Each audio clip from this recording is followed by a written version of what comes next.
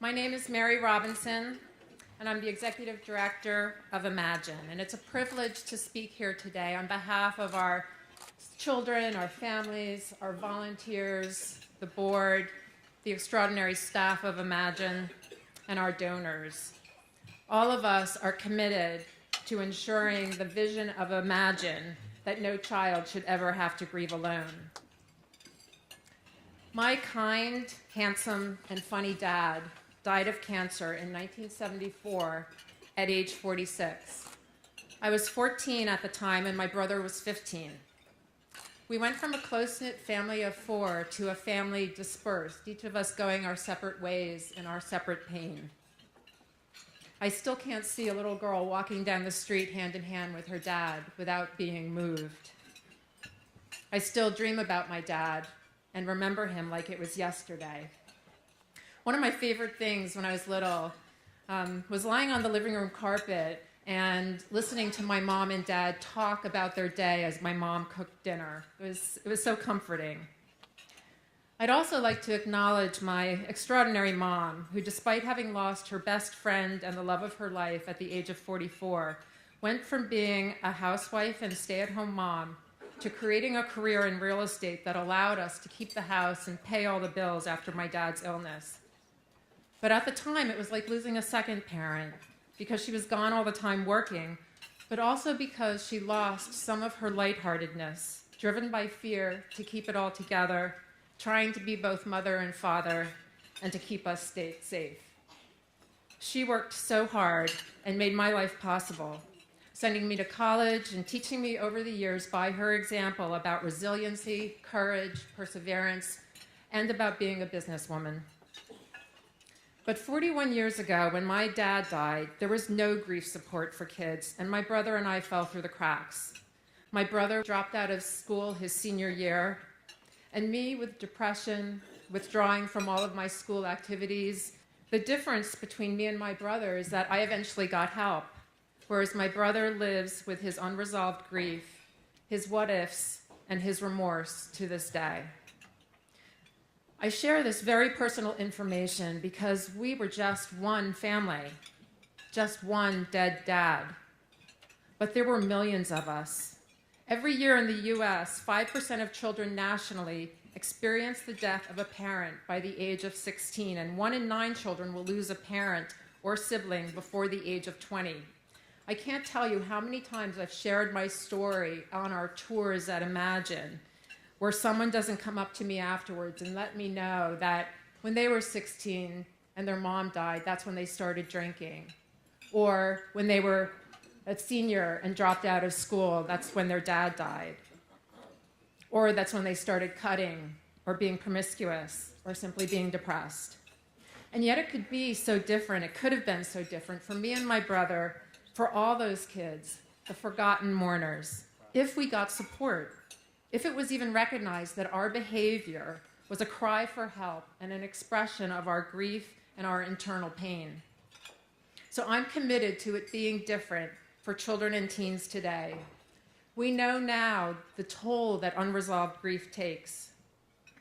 We don't provide support to grieving children because it's sad when a parent dies, and it is sad. We provide support and education because it's one of the few childhood traumas that we can actually do something about, saving our society so much in untold costs and saving the people we love from untold pain and lost years. Imagine is an extraordinarily effective intervention and, most importantly, prevention program for unhealthy and destructive ways of coping with grief and pain.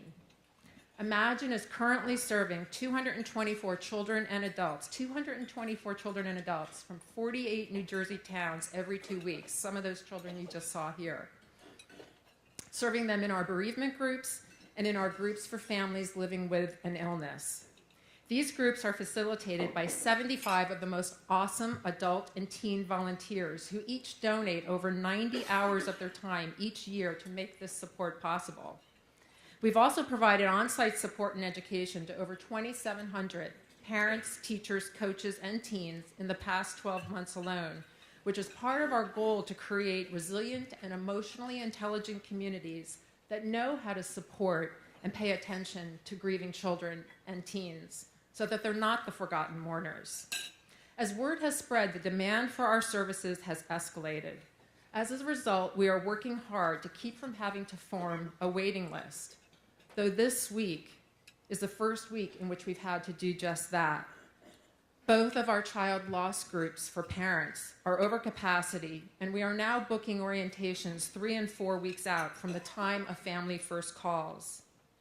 But grief doesn't wait, and families shouldn't have to either. We are taking steps to meet the demand by embarking on a 3-year sustainability campaign to allow us to fund a center of our own and the staff and resources needed to support this growth. Today is the public start of that campaign and our 3-year strategic plan.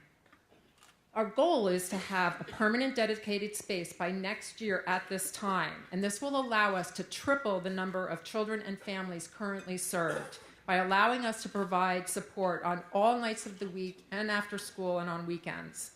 Our other goal is to see grief education mandated in New Jersey schools for students and staff, and we're making good progress towards that goal.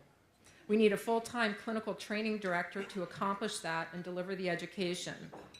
We also envision an urban satellite program and a partnership with schools to train the trainer, creating grief experts in each school and school district. It costs Imagine approximately $1,500 per child or $5,000 per family to provide support for 1 year. It also costs us only $20 per person to provide education in the schools and in the community. And as one student said who attended one of our workshops, now my friends and teachers get it. School feels safe again. $20 a person. Every dollar counts. And our families attend for free for as long as they want. For every dollar donated, the community contributes 3 times that through volunteers and in-kind donations. Volunteer facilitators allow Imagine to provide an extraordinary return on your investment. Speaking of investing in Imagine, I'd like to say a special thank you to the Glasser Foundation, and especially to Dr. Jerry Glasser, who had the vision and provided the startup funding for the creation of Imagine 3 years ago, making his dream come true and mine. The foundation continues to support us to this day, and you will hear more about that shortly. But every single one of you has the power to make a difference today and for generations of children and families to come. When you leave here this morning, we hope that you will become one of our ambassadors and share the story of Imagine that you heard today. Thank you.